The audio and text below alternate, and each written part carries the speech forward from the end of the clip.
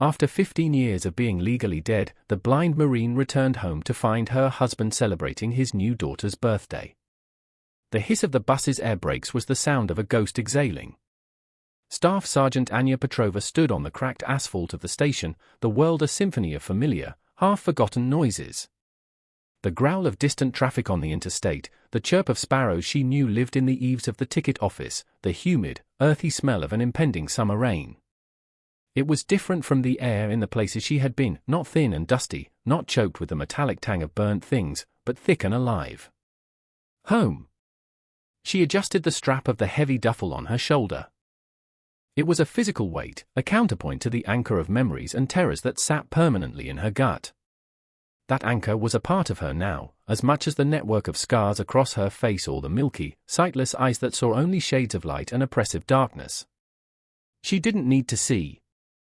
She remembered the way.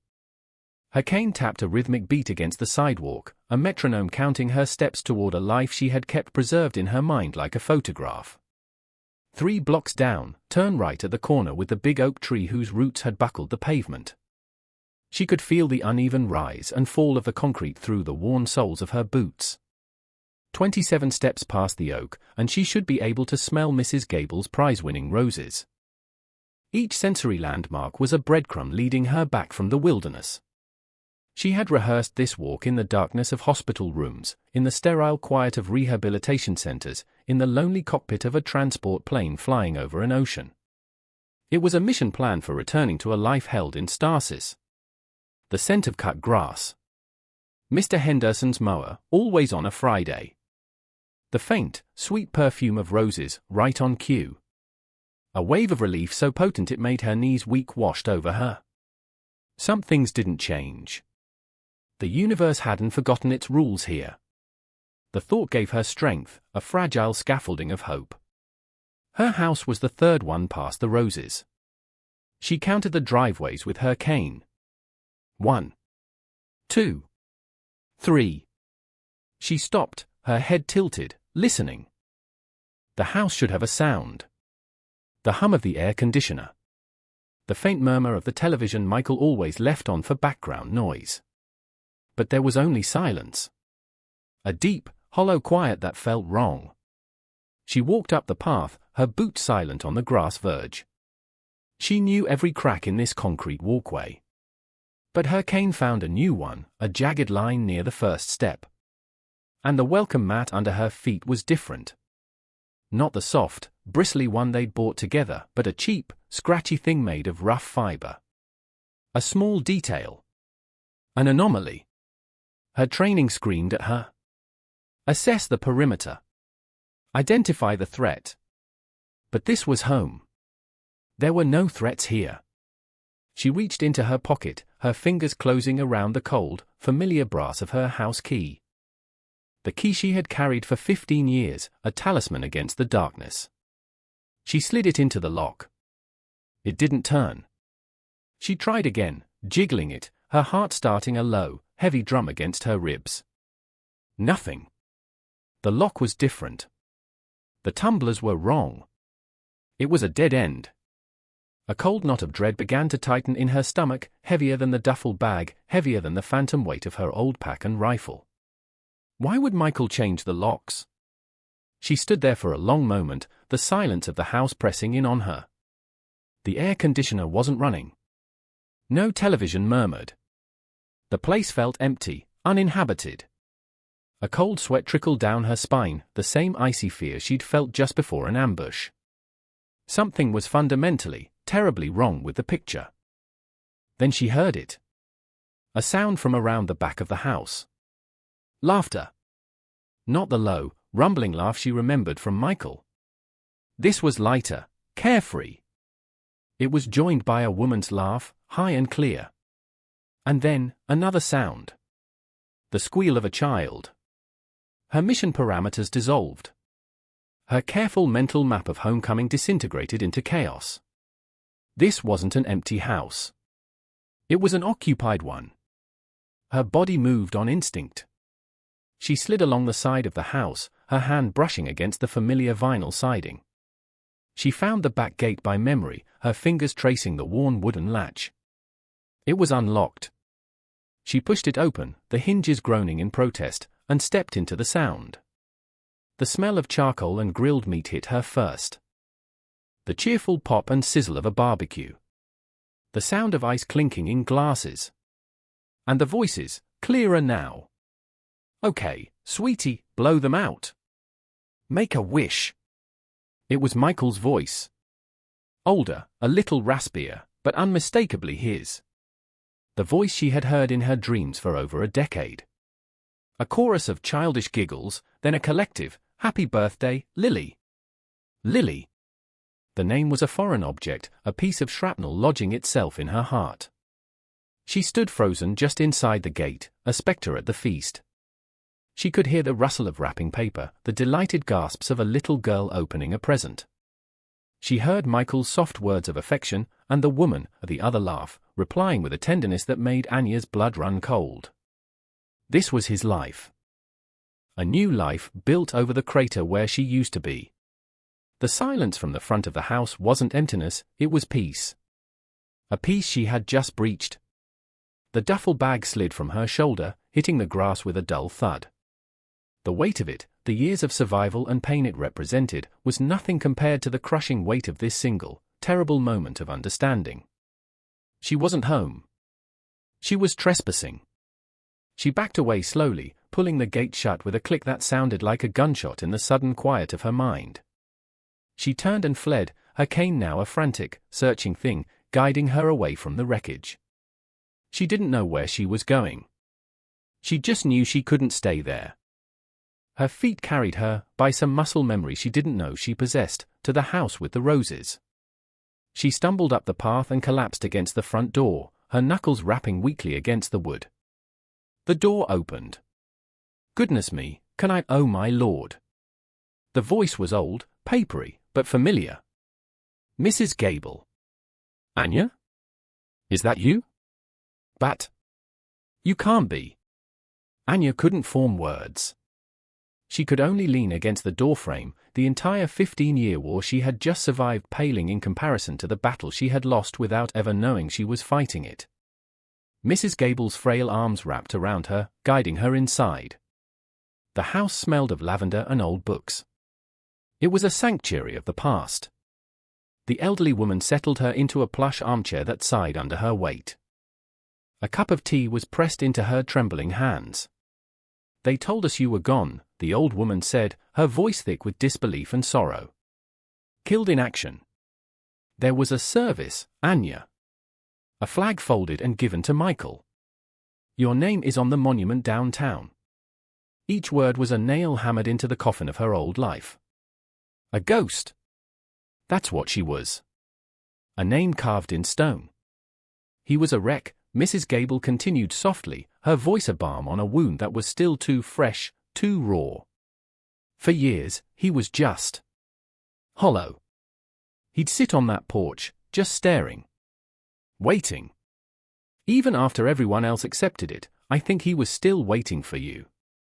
Anya clutched the warm mug, the heat a small, grounding sensation in a world that had tilted off its axis. "And Sarah." The name tasted like acid in her mouth. "She came along about 5 years ago. A good woman. A widow herself. She helped him live again. She brought the light back into that house. And then Lily. Lily saved him, dear. She truly did. Lily. The 7-year-old daughter of the man she loved. The living, breathing proof that he had moved on, that he had built a new world on the ashes of their old one. The little girl whose birthday party she had just crashed like a phantom from a forgotten war. "He doesn't know I'm here," Anya whispered, the first word she had managed to speak. "He changed the locks." Mrs. Gable's hand, wrinkled and spotted with age, rested on her arm. "What are you going to do, child?" What could she do? Her military mind, the part of her that had kept her alive through interrogations and injuries, scrambled for a strategy. Define the objective. Reclaim what's mine. But this wasn't a hill to be taken or an enemy to be neutralized. This was a family. A happy one. Could she be the bomb that detonated in the middle of their peace? Could she look at that little girl, Lily, and be the reason her world fell apart? The soldier in her, the staff sergeant, analyzed the battlefield. The tactical advantage was gone. The position was untenable. The only honorable action was a strategic withdrawal. But the woman in her, the wife who had dreamed of this moment for 5,475 days, was screaming in silent, primal grief. She spent the night on Mrs. Gable's couch, adrift in a sea of darkness that was both internal and external. Sleep was a distant shore she couldn't reach. Every time she closed her already sightless eyes, she heard the sound of a child's laughter and the echo of her husband's voice saying a name that wasn't hers. She was a problem with no solution. A ghost with a pulse. A soldier whose war was over, but whose peace had been captured by someone else. By morning, a decision had formed, cold and hard as granite. It was the hardest decision of her life, harder than any choice she had made on the battlefield. It was a surrender.